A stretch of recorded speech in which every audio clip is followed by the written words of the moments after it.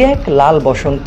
দেশ ছেড়ে পালিয়েছেন স্বৈরশাসক শেখ হাসিনা, মুক্তি পেয়েছে দেশের মানুষ। শুরুটা সকাল থেকে। হাসিনা সরকার কারফিউ ঘোষণা করলেও সকালেই ঢাকার প্রবেশ পথগুলোয় অবস্থান নেন দেশের বিভিন্ন প্রান্ত থেকে আসা মানুষ।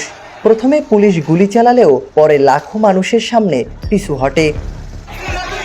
অন্যদিকে সকালে শাহবাগে শিক্ষার্থীরা অবস্থান করতে গেলে প্রথমে পুলিশ অ্যাকশনে যায়, পরে আন্দোলনকারীরা একত্র হয়ে পুলিশকে ধাওয়া দেয়।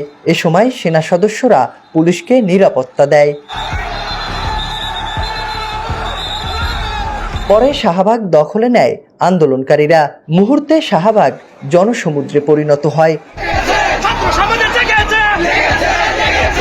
অন্যদিকে বিভিন্ন প্রবেশ পথ থেকে ঢাকায় প্রবেশ করতে থাকে মানুষ। এর মধ্যে খবর আসে শেখ হাসিনা পদত্যাগ করে দেশ ছেড়ে পালিয়েছেন। পরে সেনাপ্রধান জাতির উদ্দেশ্যে ভাষণ রাখেন, সেখানে ঘোষণা দেন জাতীয় সরকারের। অন্যদিকে সাধারণ মানুষ গণভবনের দিকে ছুটতে থাকে। মুহূর্তে দখলে নেয় গণভবন, পরে প্রবেশ করে সংসদ ভবনেও। এ সময় মানুষের ভিতরে ছিল বিজয়ের উল্লাস। স্বাধীনতার পর আবার আজ স্বাধীনতা দেখলাম, পুরো গণভবন ঘুরেছি চারদিকটা। তো গণভবনের ব্যাপার হচ্ছে যে যা মন চাইছে সবকিছু নিয়ে আসছে। আর আসলে এই অনুভূতি ভাষায় ব্যক্ত করা সম্ভব না, এই ফিলিংসটা অন্যরকম। দিন পেরিয়ে রাত, এ সকল মানুষের উল্লাস যেন শেষই হচ্ছে না।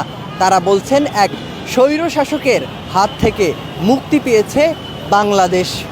মারুফ হাসান, মানবজমিন, ঢাকা।